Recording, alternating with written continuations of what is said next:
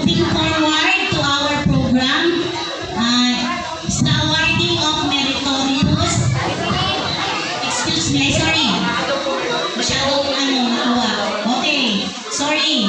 Pledge to be conducted by Grace John I. Pilla.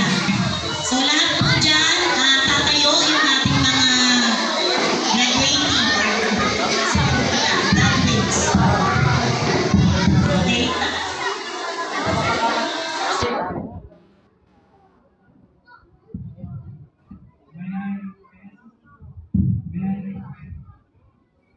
All of my co-graduates to please stand up and follow me.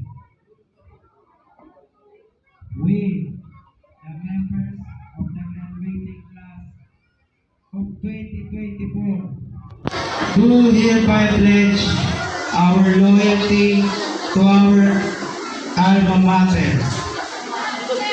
We pledge faith and allegiance to the great virtues and high principles for which we stand. We pledge to uphold its honors throughout our lives, and may no thought, words of deeds tarnish its honor and glory ever. To be shining examples to our fellow men in truth and knowledge imparted to us.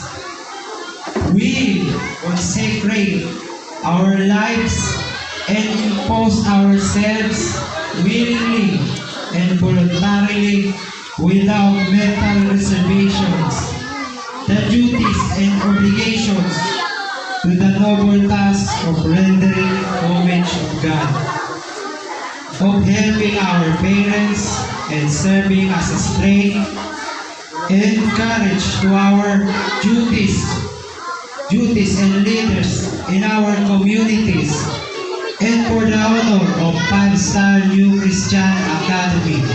So help me God.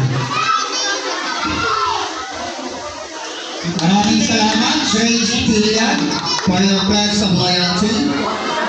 And next,